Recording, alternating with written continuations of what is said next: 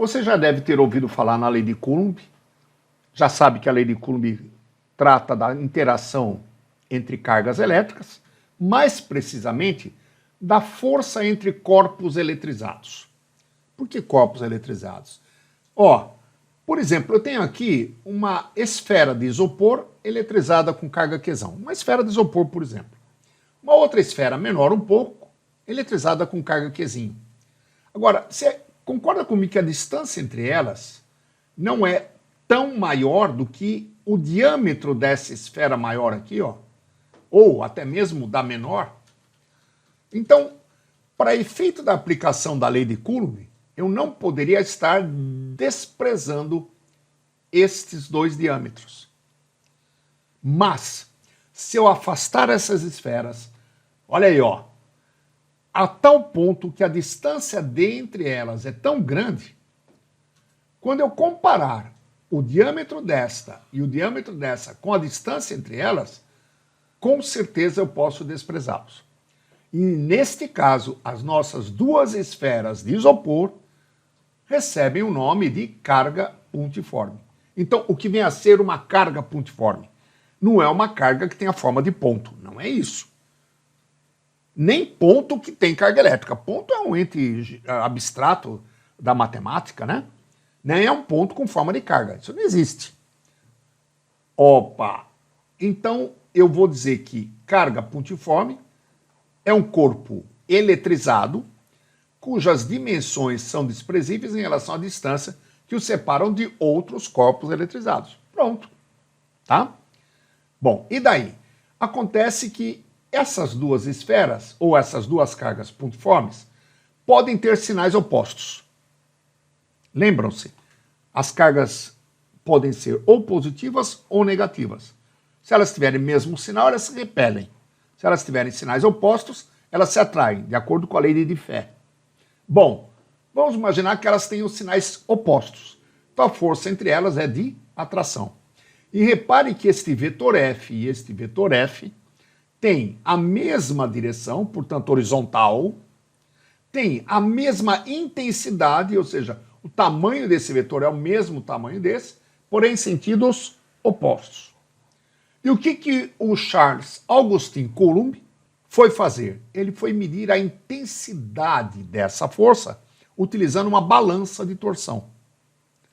E ele não só mediu a intensidade, como enunciou a sua lei, que diz que a força de atração ou repulsão entre cargas pontiformes é diretamente proporcional, e aí aparece uma constante de proporcionalidade, ao produto dos módulos das cargas e inversamente proporcional ao quadrado da distância que as separam. Olha aí, Isso daqui é conhecido como lei de Coulomb. Na realidade, o que o Coulomb fez foi, digamos assim, copiar a lei de Newton. Lembra a lei da gravitação universal? Que diz que a força de atração gravitacional entre corpos é diretamente proporcional ao produto das massas e inversamente proporcional ao quadrado da distância. Então ele simplesmente achou que era, e quando ele foi medir, era. Essa constante de proporcionalidade, na realidade, é uma constante do meio entre as cargas pontiformes. Mas você não deve se preocupar com isso não. Por quê? Porque no vestibular, ou até mesmo nas provas no ensino médio, nos livros de ensino médio inclusive, as questões, todas elas, fazem referência ao vácuo entre as cargas pontiformes. E nesse caso o valor do K, que a gente chama de K0, é 9 vezes 10 a nona newtons metro quadrado por Coulomb ao quadrado. Não precisa decorar, isso será fornecido a você com certeza. Certo? Agora, e se nós quisermos variar alguma coisa aqui? O que eu posso variar nessa brincadeira aqui? Sem alterar as cargas, eu posso variar a distância. E se eu variar a distância, eu não estou mudando o meio, eu não estou mudando as cargas. Se eu variar a distância, eu estou variando o segundo membro. E variando o segundo membro, varia alguém no primeiro. Quem que varia no primeiro? A força. Então dá para a gente construir o gráfico da intensidade da força em função da distância entre as cargas, que são os elementos variáveis. F e D coloridos aqui são os elementos variáveis. Então vamos deixar tudo que é variável para o primeiro membro. Olha aí, ó. No segundo membro vão ficar apenas os elementos constantes. Só que se K é constante, Qzão é constante, Qzinho é constante, o produto deles vai ser o quê? Constante. Mas se este produto é constante, então este produto aqui também é constante. E se o produto de duas grandezas é constante, elas são inversamente proporcionais. Olha isso aqui. Agora, cuidado, hein? A força não é inversamente proporcional à distância. Ela é inversamente proporcional ao quadrado da distância. E isso vai ser importante na hora que a gente for construir o gráfico da força em função da distância. Observe você, ó. Eu vou montar uma tabelinha aqui, distância e força. E aí vai ser assim, ó. Quando a distância é D, a força vale F, ok? Só que agora eu vou alterar a distância. Por exemplo, eu vou ampliar a distância, eu vou multiplicar a distância. Quando eu aumento a distância, como F e D quadrado são inversamente proporcionais, por serem inversamente proporcionais, se eu multiplico a distância, eu divido a força. Agora veja mais, se eu multiplicar por 2 a distância, então vou dobrar a distância aqui, se eu multiplico por 2 a distância, ficaria 2D, tudo isso ao quadrado. Ora, 2D ao quadrado fica 4D2. Eu estarei multiplicando D2 por 4. Mas o produto tem que continuar constante. Então, se eu multiplicar o D2 por 4, eu divido a força por 4. Então, eu divido a força por 2 ao quadrado. Ou seja, tudo que eu fizer com a distância, eu vou fazer a operação inversa ao quadrado com a força. Então, eu dobrei a distância, a força não caiu a metade. Metade seria por aqui. Ela caiu a metade da metade, ou seja, 1/4 dela. Tá? Se eu multiplicar por 4 a distância, olha aí, ó, 4D, a força vai ficar dividida por 4 ao quadrado, que é 16. Certo ou não? E aí já dá para a gente começar a querer construir nosso gráfico. Esses 3 pontos não estão alinhados. Eu precisaria, claro, estar aumentando a quantidade de pontos para ter uma precisão maior. Mas já dá para antecipar para você que a curva que vai surgir aqui é uma conhecida nossa chamada hipérbole. Ela é uma característica de grandezas inversamente proporcionais. Importante? Muito importante. Agora, se eu aumento a distância, eu diminuo a força? E se eu diminuir a distância? Vamos dividir a distância por 3. Então eu peguei aqui, ó, a distância era D, estou pegando 1/3 de D. 1/3 de D, se eu divido a distância, eu multiplico a força. Vou multiplicar a força por 9. Agora, repare o que vai acontecer. Vou multiplicar a força por 9. Aqui é F. 2F seria por aqui, ó. Então ficaria assim, ó. F, 2F, 3F, 4F, e aí vai embora. Ou seja, essa curva encostaria ou cortaria esse tracejado lá em cima no 9F. Hélio, essa curva não vai encostar no eixo? Nunca ela encosta nem no eixo F, nem no eixo D, por uma razão. Se ela encostasse no eixo F, o valor de D seria 0. Mas como é que pode? Se o K é diferente de 0, o Qzão é diferente de 0, o Qzinho é diferente de 0, como é que pode esse cara ser 0 e o produto dele ser diferente de 0? Impossível. Então, nem o F, nem o D serão 0. Ficou claro? Então, observe esta questão que, inclusive, eu vou ensinar aqui um truque para você fazer menos conta nesse tipo de exercício. E, aliás, é um exercício literal e vocês odeiam exercício literal. Dá uma olhada. A força elétrica entre duas partículas com cargas Qzinho e Q sobre 2, separadas por uma distância D no vácuo, vale F. A força elétrica entre duas partículas com cargas Qzinho e 2Qzinho, separadas por uma distância D sobre 2, também no vácuo é, e aí vem as alternativas. Agora repare, o primeiro parágrafo me permite chamar isso de situação 1. Então, a carga é Qzinho, a outra é Qzinho sobre 2, a distância é D e a força é F. Essa é a primeira situação. A segunda situação a gente vai tirar aqui no segundo parágrafo. Situação 2. O que eu tenho? Uma carga Qzinho, olha lá. A outra é 2Qzinho, olha aí. A distância é D sobre 2. E a força, não vou chamar de F, senão já estaria matando o exercício. E não é. Eu vou chamar de F', certo ou não? Então como é que vai ficar? Uma coisa importante. Repara que eu tenho Qzinho, Qzinho, Qzinho, Qzinho. E aí você vai me falar, Hélio, cadê aquele Qzão da lei de Coulomb? F é igual a K, Qzinho sobre D ao quadrado. Então, como esse Qzinho aqui aparece na primeira situação e na segunda ele não vai se alterar, eu vou chamá-lo de Qzão. Pronto, vou chamar de Qzão só para ficar de acordo com a nossa lei de Coulomb. E aí o que eu vou fazer? Olha a jogada.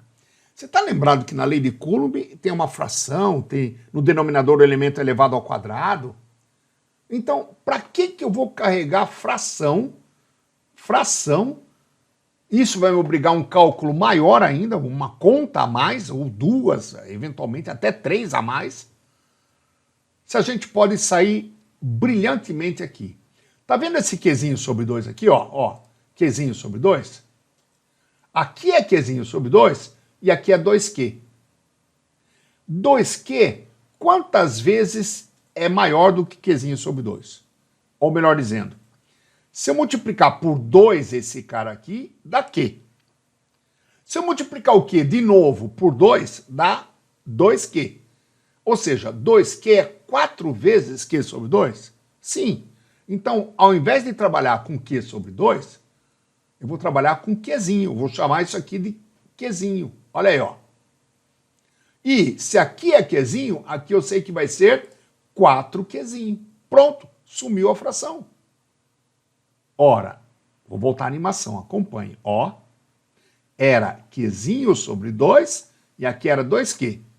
O que eu faço? Simplesmente multiplico aqui por 2, vai ficar Qzinho, ó, multipliquei por 2. E se eu multiplico aqui por 2, eu multiplico aqui também por 2. 2Q vezes 2, 4Q. Pronto, está resolvido. Legal. Aqui a mesma coisa, D e D sobre 2. Ó, D, tá? D sobre 2. A mesma coisa. Espera aí.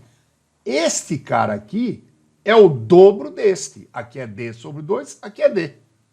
Como esse daqui é o dobro desse, eu vou chamar esse aqui de D e esse aqui de 2D. Pronto, acabou, não tem mais fração. Então, antes de eu sair fazendo qualquer cálculo, eu elimino as frações ali nas situações 1 e 2. Ou seja, a gente chama de matar no ninho. Antes que a coisa cresça muito. Matamos no ninho, tá? E aí, o que a gente vai fazer? Bem simples, ó. Eu vou trabalhar com esses 4 elementos aqui na situação 2, com os 4 elementos da situação 1. Vamos recordar a lei de Coulomb? F é igual a K, Qzinho sobre D quadrado. Opa, pera um pouco, deixa eu falar um negócio para você. Hélio, cadê os módulos aqui? Nem se preocupe com isso. Você já sabe que aqui você nunca vai usar o sinal da carga. Mesmo porque ele chamou de Q e Q, mas não disse se elas têm o mesmo sinal, sinais opostos. Nem interessa, ele está interessado em calcular a intensidade da força. Tá? Agora, olhando para a lei de Coulomb, olhando para essa situação aqui em cima, quem que você acha que permaneceu constante quando você foi de 1 para 2? E quem que variou? Por exemplo, Qzão. Qzão permanece o quê? Constante. Legal. Qzinho. Qzinho variou. Aqui é Q e aqui é 4Q. Distância. 2D e D. Variou. E a nossa incógnita F' sempre você vai considerar variável. Então, desses 4 elementos, 3 variaram e 1 permaneceu constante. Então, o que nós vamos fazer? Tudo que é variável, eu vou trazer para o primeiro membro. Tudo que for constante vai para o segundo membro. Então, D ao quadrado é variável, vem para o primeiro membro, multiplicando a força. Ok? Qzinho é variável, vem para o primeiro membro, dividindo o produto FD quadrado. O K e o Qzão vão permanecer. Então isso vai ficar assim, ó. FD quadrado sobre Qzinho é K, Qzão. Da lei de Coulomb. Então eu olho para a lei de Coulomb, olho lá, identifico quem é constante, o que for variável vai para o primeiro membro, o que for constante permanece no segundo. esses elementos aqui são variáveis. Olha aí, ó. Esses dois aqui são constantes. Até aí, tudo bem? Mas se os dois são constantes, esse produto vai ser o quê? Constante. Olha que maneira de resolver legal, hein? Cara, é uma das maneiras mais fáceis de resolver. Assim, facilita o cálculo. Por quê? Esqueça o K e o Qzão, já nem mexo mais com eles. Eu simplesmente vou usar estes três elementos aqui, ó, da situação 2. Então eu vou escrever fd² sobre Q, só que com esses elementos. Então vai ficar assim, f' d² sobre 4Q. Olha aí, ó, f' d² sobre 4Q.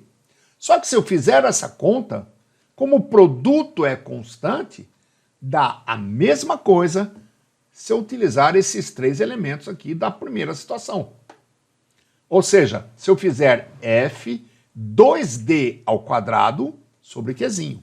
Então assim, ó, f 2d² sobre Qzinho. Vamos desenvolver? Mas antes de desenvolver, repare que já dá para cortar o Qzinho aqui embaixo. O Qzinho já vai embora. Agora eu vou desenvolver, hein? Então vai ficar f' d² é igual. Agora atenção. Tá vendo esse 4 no denominador? Ele passa para cá multiplicando. Então vai ficar 4f vezes 2d², 4d2. Então vai ficar assim, ó. f' d² é igual 4f vezes 4d². Opa, dá para cortar o d². E 4 vezes 4 dá 16. Portanto, f' é 16f, alternativa E. Olha que maneira legal de resolver isso. Você reparou? A conta ficou muito simples a partir do momento que eu eliminei as frações. Como isso aqui é um vídeo, você vai poder assisti-lo várias vezes. E toda vez que aparecer um exercício meio que parecido, você pode vir aqui assistir e ver qual foi o truque, qual foi a jogada que a gente fez. Em pouco tempo você vai estar craque com isso aqui. Tá legal? Tudo bem? Tá. Mas e se eu tivesse uma situação assim, ó? Eu tenho uma carga Qzinho aqui. E agora eu coloquei aqui ações de várias cargas. Como várias? Por exemplo, se eu tenho uma carga Q1 nesta posição, a uma distância d1 desta outra carga pontiforme, pela lei de Coulomb, eu podia calcular a força entre elas. Essa força poderia ser calculada assim, Q1 vezes Qzinho sobre d1², tá? E aí eu conseguiria calcular, por exemplo, a força F1. Tá aqui, ó. E, pelo visto, como elas estão se repelindo, essas duas cargas, Q1 e Qzinho, têm o mesmo sinal. Ok? Muito bem.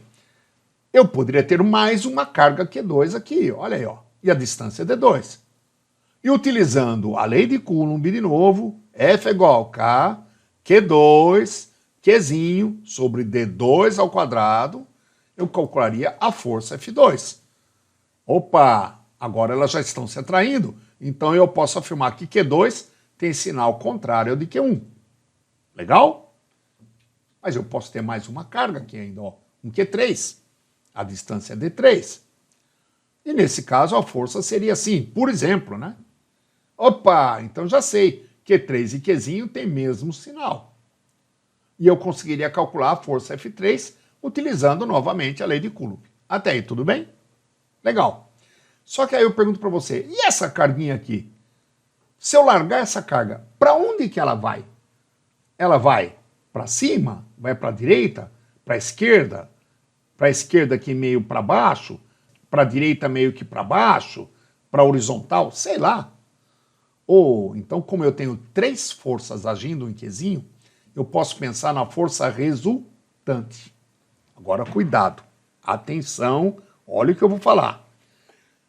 Você percebeu que aqui está F1 mais F2 mais F3 igual a FR? Só que está cheio de flecha em cima. Isso quer dizer que eu tenho que somar as forças vetorialmente. E somar vetor não é somar número. Não é para pegar o valor de F1, somar com o valor de F2, somar com o valor de F3. Isso aqui é uma soma de vetores.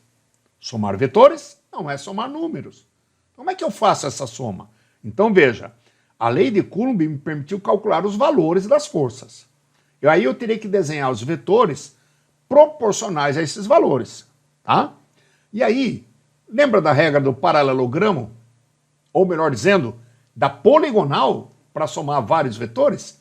Então eu faria assim, ó, começaria desenhando o vetor F1 aqui, ó, tá? Origem dele, extremidade. Extremidade é onde está a seta. Aí o próximo vetor. Ah, tem que ser o F2? Não, lembra? Somar vetores, eu posso somar em qualquer ordem. A ordem dos vetores não altera o resultante. Então eu posso somar o F3, por que não? A origem de F3 na extremidade de F1. Olha aí. Eu posso somar agora o F2. Assim, ó, a origem de F2 na extremidade de F3. Isto formou uma linha poligonal aberta. Quem é que fecha a poligonal? O resultante. E como aqui é a origem do primeiro, vai ser a origem do resultante. Como aqui é a extremidade do último, vai ser a extremidade do resultante. Esse é o vetor resultante. Isso quer dizer que a nossa carguinha aqui vai sofrer a ação de uma força como se só essa vermelhinha estivesse atuando nela. Na realidade, essa vermelha não existe. Nela estão atuando as forças F1, devido à carga Q1, F2, devido à carga Q2, e F3, devido à carga Q3. Essas estão atuando, essas são reais. Mas, na realidade, é como se ela só tivesse sujeita a essa. Ou seja, a carga Qzinho sairia nesta direção. Tá legal? Então agora, vamos ver esta questão extra. Observe, 3 cargas elétricas pontiformes A, B e C, veja que ele falou cargas pontiformes, encontram-se isoladas no espaço conforme a figura. Ou seja, quando fala isoladas no espaço, quer dizer que só tem elas, não tem mais ninguém na área. É como se só tivessem essas 3 cargas no universo. Aí ele fala, sendo FA e FB as resultantes das forças elétricas sobre A e B, ou seja, essa aqui é a resultante das forças elétricas em A, essa aqui é a resultante das forças elétricas em B. Assinale a alternativa que pode representar a resultante FC das forças elétricas sobre a carga C. Ou seja, qual dessas alternativas é a resultante sobre a carga C? Cara, é o tipo da questão que não dá nem para chutar. Você vai olhar, vai achar que é essa ou será essa? Não, quem sabe é essa. Talvez a D ou a E. Não sei. Então, por isso que eu coloquei essa questão. Mas olha como você precisa saber muito bem a parte de cálculo vetorial e o conceito de direção e sentido e somar vetores. Olha por quê. Primeiramente, se essa daqui é a resultante das forças que atuam na carga A, quem é que aplica força na carga A? A carga C e a carga B. Espera aí. Se C aplica força na carga A, B aplica força na carga A, e como ele fala em resultante das forças em C, vou me preocupar em calcular quais são as 2 forças que atuam na carga C. Por que 2? Que o A aplica em C e que o B aplica em C. Tá? Então, primeiramente, as forças entre A e C estariam nesta direção, com certeza. Ou elas estão se atraindo ou elas estão se repelindo. Ok? Por sua vez, a força ou as forças entre B e C estão nesta direção. Olha aí, ó. Ou elas estão se atraindo ou estão se repelindo. Da mesma maneira, A e B, as forças entre elas estariam nesta direção. Então, a primeira coisa que você teria que fazer é marcar as direções das forças. Agora, vem comigo. Tem 2 forças atuando em A. Uma que C aplica, a outra que B aplica. E como isso aqui é a resultante de 2 forças, eu posso pensar que ela foi obtida através da regra do paralelogramo. Então, como uma força está nesta direção, a outra está nesta direção, eu vou desenhar um paralelogramo. Assim, ó. Ó, esta é a resultante, hein? Olha o paralelogramo. Olha ele aí, ó. Como é que eu desenhei? Pela extremidade da resultante, eu tracei uma paralela a esta horizontal aqui, ó. Olha aí, ó. Pela extremidade da resultante, eu tracei uma paralela a esta inclinada aqui, ó. E formou um paralelogramo. E já que formou um paralelogramo, eu já sei desenhar a força que o C aplica em A. Isso aqui não é a extremidade da resultante? Então, essa daqui é a força que C aplica em A, é o FCA.